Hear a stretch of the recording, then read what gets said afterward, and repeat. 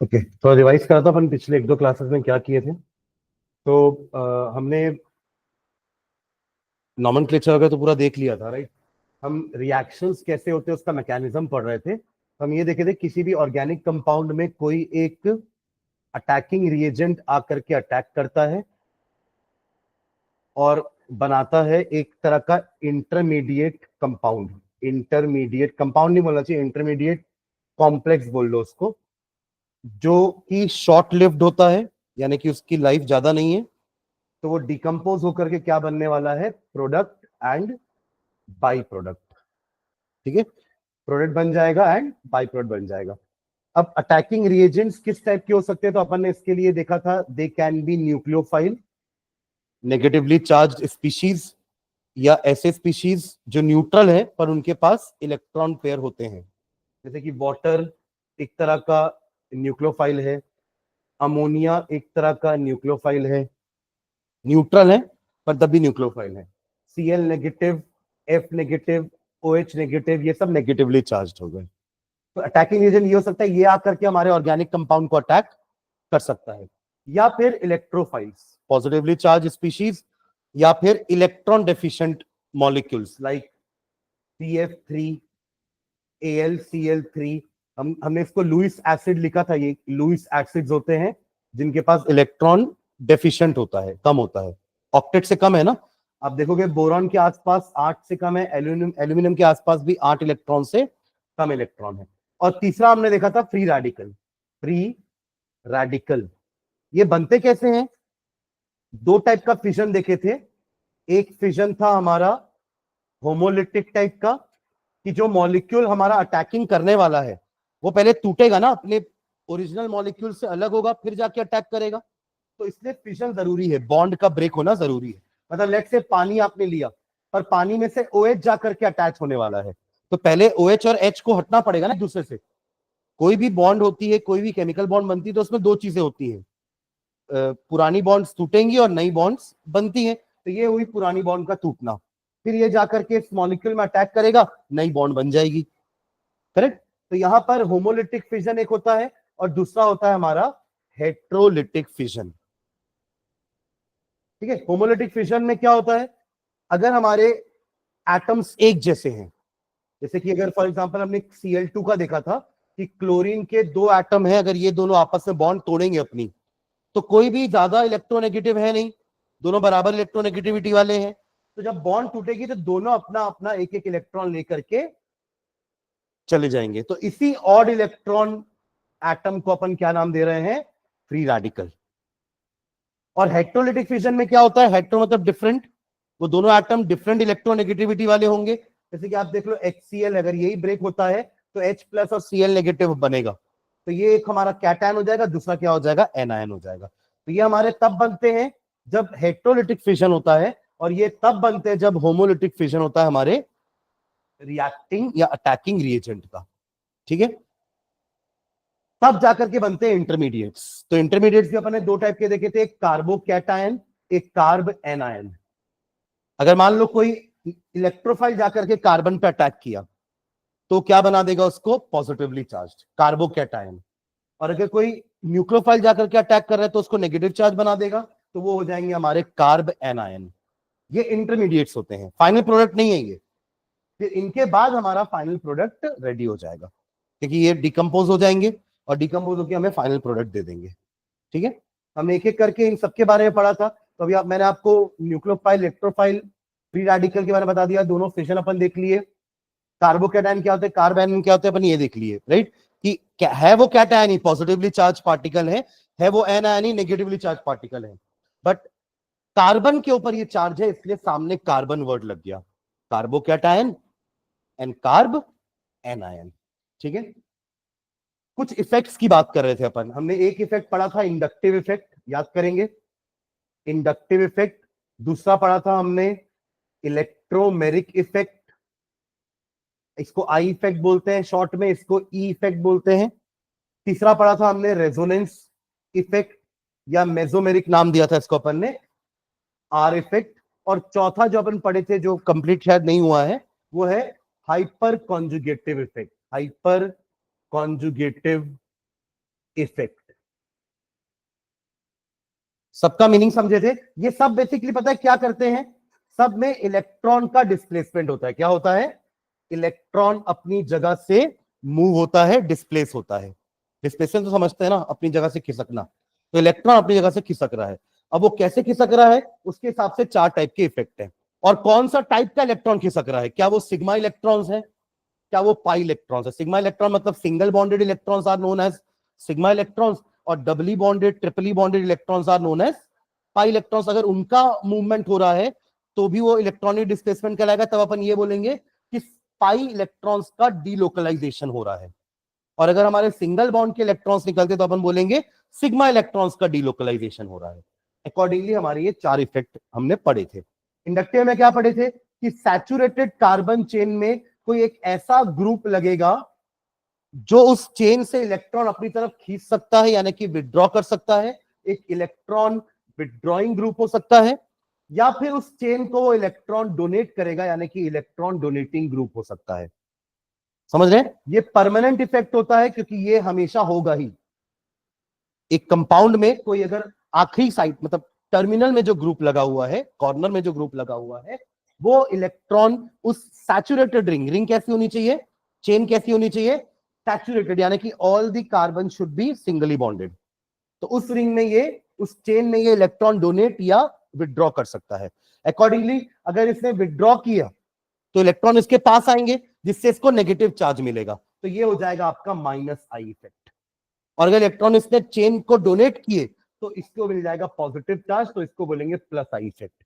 हमने से कुछ एग्जांपल्स भी देखे थे कि ऐसे ग्रुप जो विड्रॉ करेंगे, जैसे कि नाइट्रो हो गया NO2, है ना, हमारा क्लोरीन हो गया, बाकी चारों हाइड्रोजन आ जाएंगे उसमें, फ्लोरीन, ब्रोमीन, आयोडीन चारों आ जाएंगे। उसके अलावा CN साइनाइड ग्रुप, ये सब इलेक्ट्रॉन क्या करते हैं, विड्रॉ करेंगे। उससे क्या होगा, इन कार्बन, ये उस ग्रुप को तो नेगेटिव चार्ज मिलने वाला है पार्शियल, इनको मिलेगा पार्शियल पॉजिटिव, इनको मिलेगा डबल पार्शियल पॉजिटिव। क्योंकि देखो ये अगर पॉजिटिव हो गया तो ये अपने इलेक्ट्रॉन को खींचेगा इधर, पॉजिटिव है ना, तो इलेक्ट्रॉन को अट्रैक्ट करेगा, तो ये इसको और कम पॉजिटिव मिलेगा। ऐसा ये इसके साथ भी करेगा तो इसको और ज्यादा कम पॉजिटिव मिलेगा। ये बढ़ नहीं रहा है पॉजिटिव, ये और कम होते जा रहा है। धीरे से ये जो इफेक्ट है वो आगे जाकर के वैनिश हो जाएगा। मतलब ये इफेक्ट 3-4 कार्बन तक आपको दिखेगा, फिर वो चार्ज इतना कम हो जाएगा कि ऑलमोस्ट नेग्लिजिबल हो जाएगा, हम इग्नोर कर सकते हैं उसको फिर। ठीक है तो ये हमारा इंडक्टिव इफेक्ट था। अच्छा, इलेक्ट्रॉन डोनेटिंग का एक एग्जांपल याद करेंगे तो मिथिल ग्रुप एक तरह का इलेक्ट्रॉन डोनेटिंग ग्रुप होता है। कैसे होता है, हम इसको जब पढ़ेंगे तो आपको समझ में आएगा कि कैसे मिथिल इलेक्ट्रॉन डोनेटिंग ग्रुप हो गया। उसके पास तो कोई लोन पेयर भी नहीं है कि वो अपना लोन पेयर दे रहा हो, तो कहां से लाया वो इलेक्ट्रॉन जो डोनेट भी कर दिया? अरे मिथिल तो ऐसे लगा रहेगा ना, उसके पास खुद के पास इलेक्ट्रॉन अलग से है ही नहीं, तो वो कैसे डोनेट कर दिया रिंग को, चेन को? तो अपन पढ़ेंगे अभी नीचे वाले में। ठीक है, ओके। नेक्स्ट अपन ने पढ़ा था इलेक्ट्रोमैग्नेटिक इफेक्ट, जो कि ऊपर के हिसाब से हमारा टेम्पररी इफेक्ट होता है। क्या होता है? एक तरह का टेम्पररी इफेक्ट। मतलब एक इनका डिफरेंस का पॉइंट ये हो जाएगा कि इंडक्टिव इफेक्ट हमारा क्या होता है, परमानेंट इफेक्ट होता है, वो हमेशा कंपाउंड में रहेगा। इलेक्ट्रोमैग्नेटिक इफेक्ट टेम्पररी इफेक्ट होता है। टेम्पररी क्यों?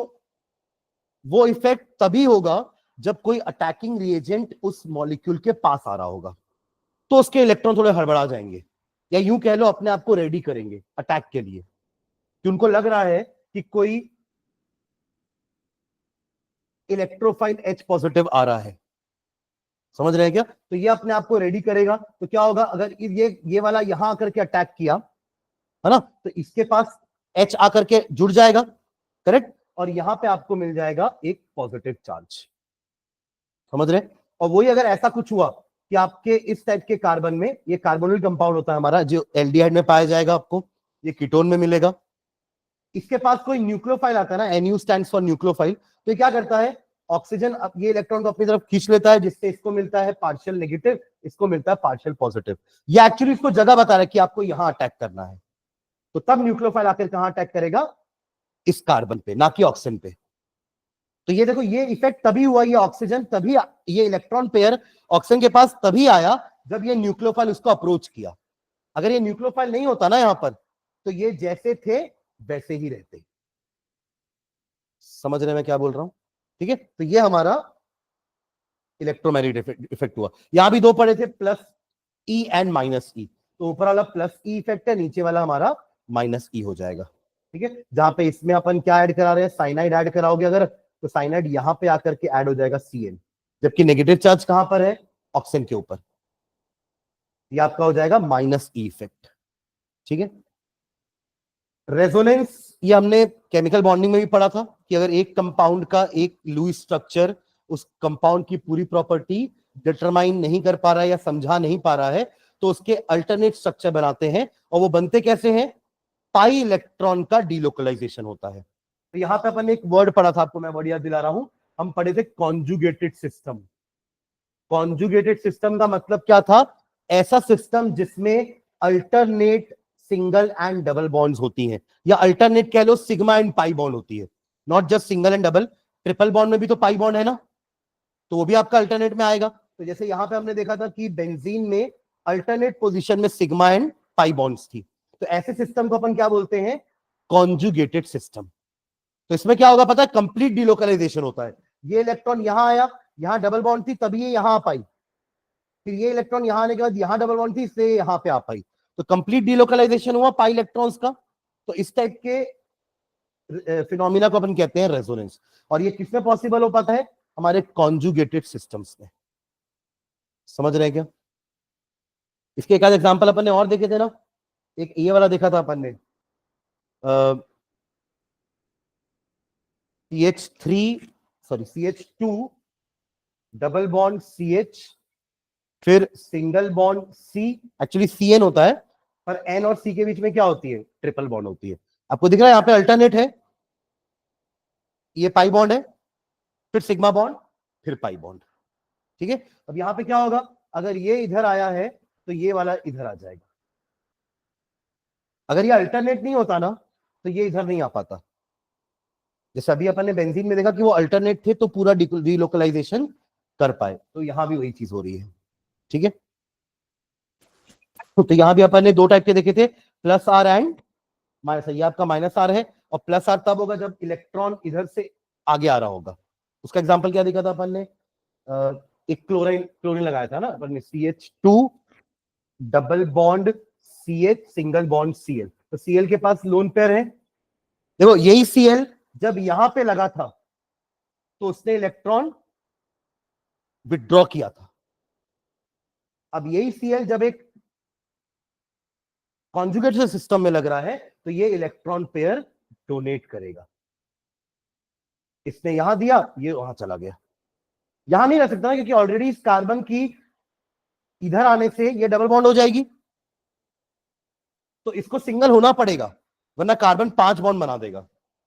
एक ऑलरेडी हाइड्रोजन का तो बना ही रहा है, 2 3 4, और ये एक और देगा तो 5 हो जाएंगी, तो इसलिए ये ऑटोमेटिकली उधर चले जाएगी। तो इसका रेजोनेंस स्ट्रक्चर कैसे बनेगा आपका, ये हो जाएगा आपका CH2 के ऊपर आ जाएगा एक electron pair with negative charge, और ये हो जाएगा आपका CH, और यहां आ जाएगा डबल बॉन्ड, और क्योंकि क्लोरीन का नुकसान हुआ है तो क्लोरीन के ऊपर आ जाएगा पॉजिटिव चार्ज। फिर ये अगर वापस इधर आया तो ये वापस उधर चला जाएगा, तो आपको वापस यही मिल जाएगा। तभी तो अपन डबल डबल एडेड एरो लगाते हैं ना, ऐसा नहीं लगाते हैं, ये वाला लगाते हैं, बिटवीन टू रेजोनेटिंग स्ट्रक्चर्स, तो एक तरह का रेजोनेंस हो गया। ठीक है, हाइपर कॉन्जुगेशन में अपन ने क्या देखा था, ये भी एक तरह का रेजोनेंस है, बट इसमें फर्क क्या है, यहां पे पाई इलेक्ट्रॉन्स का डीलोकलाइजेशन हो रहा था, hyper conjugation very important effect, उसमें सिग्मा इलेक्ट्रॉन्स का डीलोकलाइजेशन हो रहा था। कैसे हो रहा था, हमने एग्जांपल लिया था CH3 C double bond CH2, और यहां पे एक H, सही है। ये क्या बना, ये प्रोपीन, क्या बना हुआ है, प्रोपीन। जब भी कोई डबल बॉन्डेड कार्बन से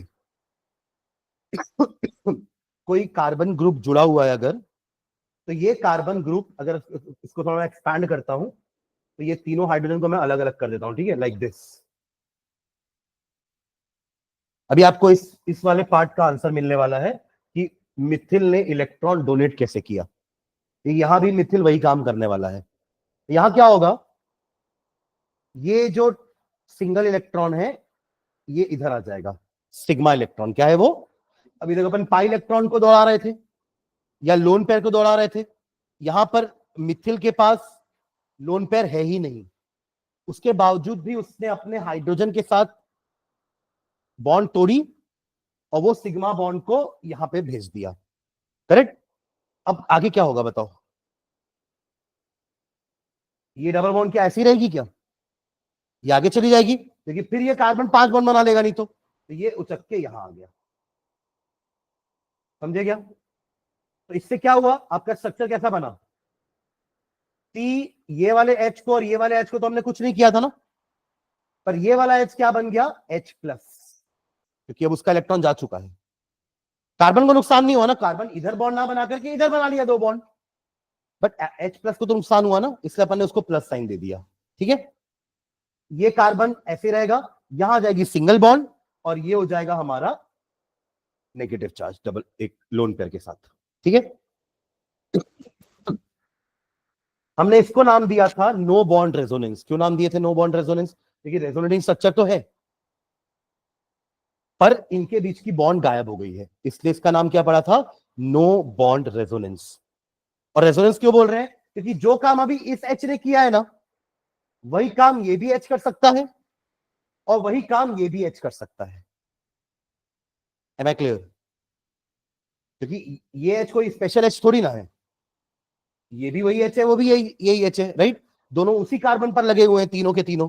तो जो काम ये कर सकता है वही काम ये भी कर सकता है, वही काम ये भी कर सकता है। तो ऐसे अपन 2 स्ट्रक्चर और बना सकते हैं, एक इस एच के साथ और एक इस एच के साथ, तो 2 स्ट्रक्चर और बन जाएंगे।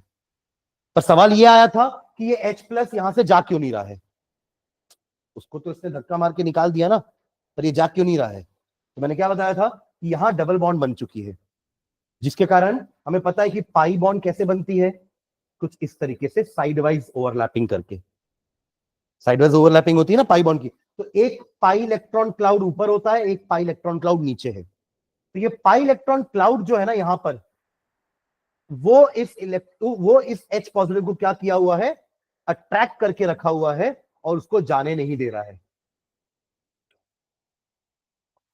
ना। ये अपने पाई इलेक्ट्रॉन क्लाउड से इसको रोक के रखा हुआ है, यहां पे पाई बॉन्ड बन गई ना डबल बॉन्ड, जिसके कारण ये जा नहीं रहा है या उसको जाने नहीं दिया जा रहा है, समझ गए क्या। तो ये हमारा होता है नो बॉन्ड रेजोनेंस या हाइपर कॉन्जुगेशन, और इन स्ट्रक्चर्स को अपन हाइपर कॉन्जुगेटिव स्ट्रक्चर भी बोलते हैं, करेक्ट। तो 3 स्ट्रक्चर बनेंगे इसके और, with this hydrogen and with this hydrogen, ठीक है। अच्छा एक चीज और सुनना, ये वाला हाइपर कॉन्जुगेशन बस वही कार्बन कर सकते हैं जो डबल बॉन्डेड के बगल वाले कार्बन है, उनको हम कहते हैं अल्फा कार्बन। क्या नाम दिए थे अपन इसको, अल्फा कार्बन। जैसे एक स्ट्रक्चर हमने और देखा था एग्जांपल में, कि अगर आपके पास इस टाइप का कोई मॉलिक्यूल है, समझ लो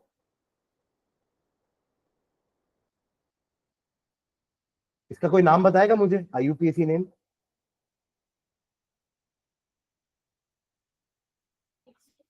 हाँ क्या बोले,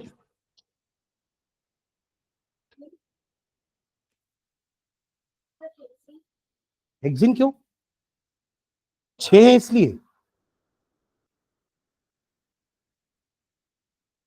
पहले क्या करते हैं अपन, स्ट्रेट चेन, भूल गए ये सब। अच्छा अब ये आपके एग्जाम में नहीं आया था ना, इससे सब भूल गए इसको। क्या करेंगे अपन, पहले स्ट्रेट, आप तो बताओ, आपको तो आया था।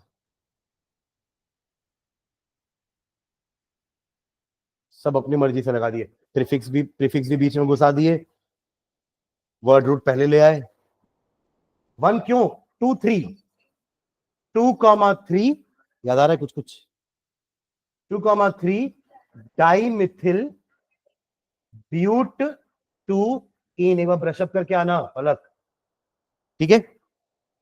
तो ये हो जाएगा हमारा 2,3 di methyl but 2 ene, correct. Okay, तो बात ये नहीं कर रहे थे अपन अपन बात कर रहे थे हाइपर कॉन्जुगेशन स्ट्रक्चर की। तो देखो ये डबल बॉन्डेड कार्बन है, ये भी डबल बॉन्ड कार्बन है, इसके पास 4 अल्फा कार्बन हैं, ये दोनों डबल बॉन्डेड कार्बन से जुड़े हुए हैं, ये दोनों भी डायरेक्टली डबल बॉन्डेड कार्बन से जुड़े हुए हैं, है ना क्लियर। चारों के पास मिलाकर के 12 अल्फा हाइड्रोजन है, 3 इसके पास है, 3 इसके पास है, 3 इसके पास है, 3 इसके पास है, तो उसके 12 कॉन्जुगेटिव स्ट्रक्चर बन सकते हैं, 12 हाइपर कॉन्जुगेटिव स्ट्रक्चर। एक बार इसके तीनों बनाएंगे, फिर एक बार इसके तीनों बनाएंगे, फिर इसके तीनों और फिर इसके तीनों, वही जो अभी हमने यहां पर प्रोपीन में किया ना, यहां पर वही काम ये पूरे के पूरे हाइड्रोजन्स कर सकते हैं। समझ रहे हैं क्या? तो उनको बस क्या करना है, इलेक्ट्रॉन पेयर आगे डोनेट करना है और वो H+ बन के वहीं बैठे रहेंगे। कैसे होगा ये डोनेट, कैसे करेगा? देखो एक बना के दिखा रहा हूं, बाकी आप लोग प्रेडिक्ट करना, ठीक है? ये C डबल बॉन्ड C है, इस वाले कार्बन को भी ऐसे ही रहने देते हैं, ऊपर वाले कार्बन का एक स्ट्रक्चर बना के दिखा रहा हूं, ठीक है? ये रहा वो कार्बन जिसके 3 हाइड्रोजन है उसके आसपास, ये रहा एक, ये रहा दूसरा, ये रहा तीसरा, और इसके भी अभी कार्बन को मैं कुछ नहीं कर रहा हूं, ठीक है? पहले अपन सिर्फ उसी का एक स्ट्रक्चर बना के दिखा रहा हूं, फिर आप समझ जाना कि बाकी के 11 स्ट्रक्चर्स कैसे बनने वाले हैं।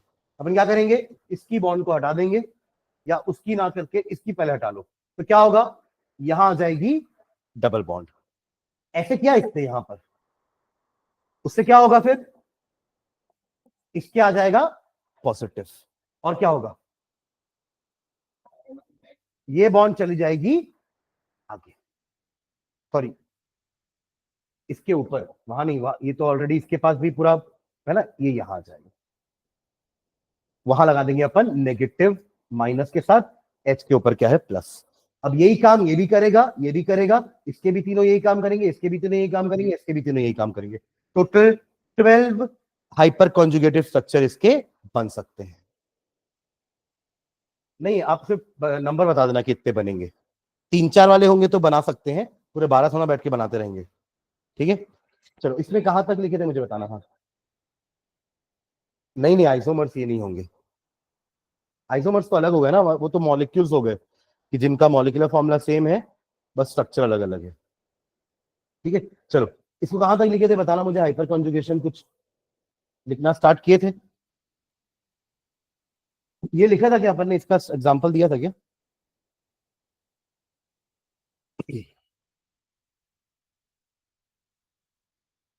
दिखाना एक बार मेरे को कॉपी।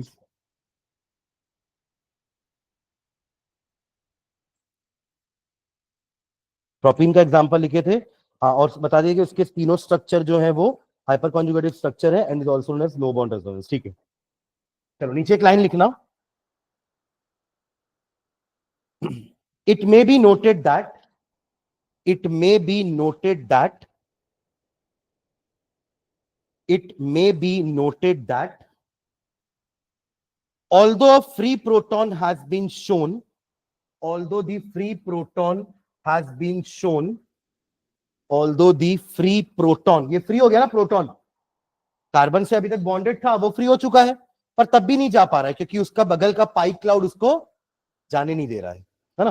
तो although a free proton has been shown in the above structures, has been shown in the above structures, comma, it is still bound quite firmly, it is still bound quite firmly, it is still bound quite firmly to the pi cloud, to the pi cloud, to the, आप ऐसा भी लिख सकते हो to the adjacent pi cloud, क्योंकि उसके बगल में ही पाई क्लाउड है ना, to the adjacent pi cloud, and hence is not free to move, and hence is not free to move, ठीक है? अगले पैराग्राफ में लिखना कि हाइपर कंजुगेशन हो किस कार्बन पे रहा है, जो कार्बन डबल बॉन्डेड के बगल वाला कार्बन है, यानी कि अल्फा कार्बन। एक लाइन लिखना उसमें नीचे, hyper conjugation occurs through the hydrogen atoms, hyper conjugation occurs through the hydrogen atoms, through the hydrogen atoms present on the carbon atom, present on the carbon atom, present on the carbon atom next to the double bond, next to the double bond, next to the double bond, और उस hydrogen का नाम क्या है, that is alpha hydrogen, that is alpha hydrogen,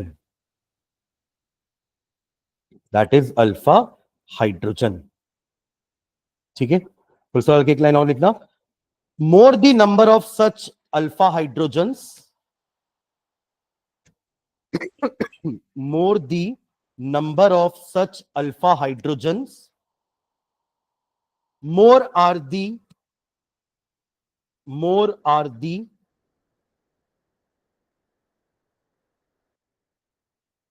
number of hyperconjugative structures. More are the number of hyperconjugative structures.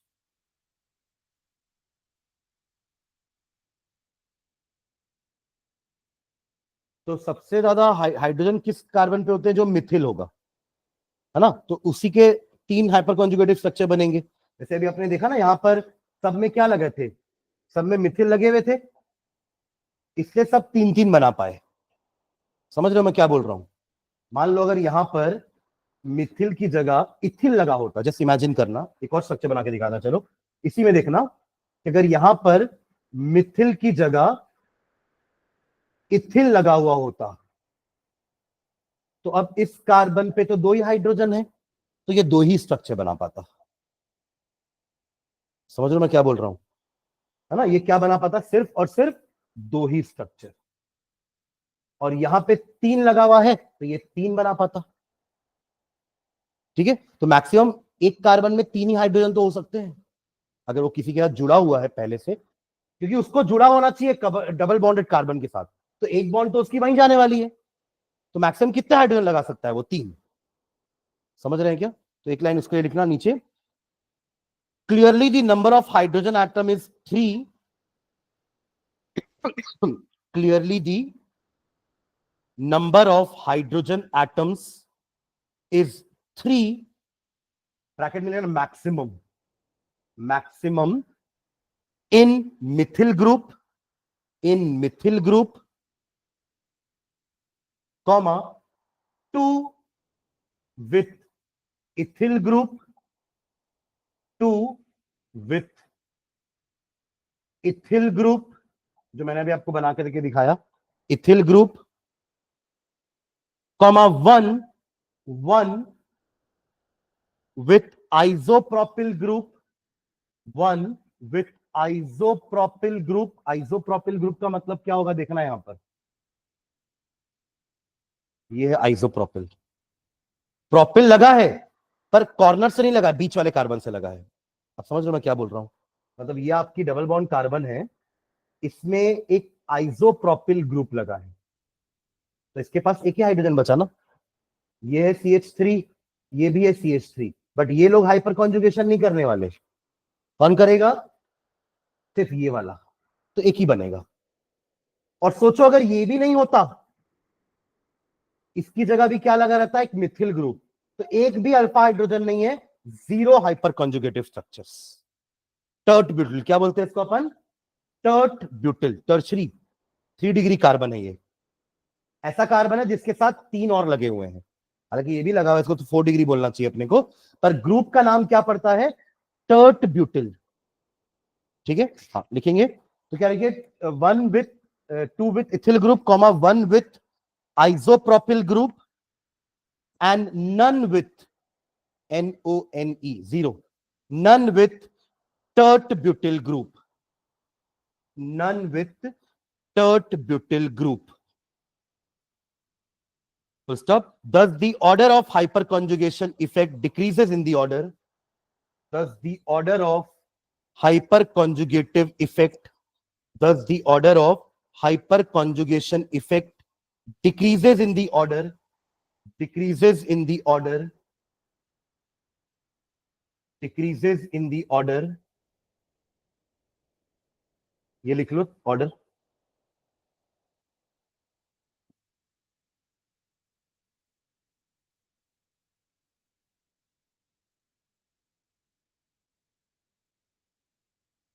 सब में देखो आगे एक बॉन्ड लगी, क्योंकि यही है जो डबली बॉन्डेड कार्बन से जुड़ने वाला है, ये है जो डबल बॉन्डेड कार्बन से जुड़ने वाला है, ये है जो डबल बॉन्डेड कार्बन से जुड़ने वाला है, ये है जो डबल बॉन्डेड कार्बन से जुड़ने वाला है। तो इसके पास एक भी अल्फा हाइड्रोजन नहीं है। समझ रहे हैं क्या? ये वो ग्रुप है हमारा टर्ट ब्यूटिल वाला, जिसके पास एक भी अल्फा हाइड्रोजन नहीं है, तो ये एक भी हाइपर कॉन्जुगेटिव स्ट्रक्चर नहीं बना पाएगा, ये सिर्फ एक बनाएगा। इसके पास 2 है तो ये 2 बनाएगा, इसके पास 3 है तो ये 3 बनाएगा। समझ रहे हैं? अब आपको समझ में आया क्यों Mithil is electron donating group? Mithil अगर बगल में लगा है किसी कार्बन चेन के तो अपने H पॉजिटिव को दे सकता है, H पॉजिटिव से निकाल करके इलेक्ट्रॉन को अंदर दे सकता है। ठीक है, लिख लिए ऑर्डर पूरा।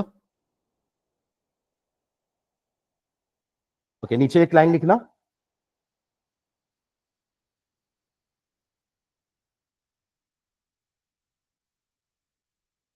Significance of hyper conjugation effect, significance of hyper conjugation effect, significance of hyper conjugation effect. First point लिखना इसमें, directive influence of alkyl groups, alkyl groups, directive influence of alkyl groups. देखो डायरेक्टिव इन्फ्लुएंस का मतलब क्या समझना, मान लीजिए ये हमारी एक बेंजीन रिंग है ना, मान लीजिए क्या है ही बेंजीन रिंग, ठीक है, और इसमें लगा हुआ है एक मिथिल ग्रुप, ठीक है, ये है डबल बॉन्डेड कार्बन, ये वाला कार्बन है ना डबल बॉन्ड, ये तो बना डबल बॉन्ड बना रहा है, और इसके साथ ये जो कार्बन हो गया ये हमारा हो गया अल्फा कार्बन, और इनके जो हाइड्रोजन है वो क्या हो जाएंगे, अल्फा हाइड्रोजन, यानी कि ये इलेक्ट्रॉन पेयर यहां आ सकता है, ये सुन लो, तो ये अपना इलेक्ट्रॉन पेयर को यहां भेज सकता है। इससे क्या होगा, अगला जो हमारा स्ट्रक्चर बनने वाला है वो क्या होगा, अच्छा देखो ये यहां भेजा तो ये थोड़ा चुप बैठेगा, ये उचक के यहां आ जाएगा, समझे क्या। तो अब क्या होगा ध्यान देना ना, यहां लगा दो डबल बॉन्ड, क्या बोलते हैं, ये H पॉजिटिव ऐसे लटका रहेगा, ठीक है, यहां क्या आ जाएगा, नेगेटिव, ठीक है।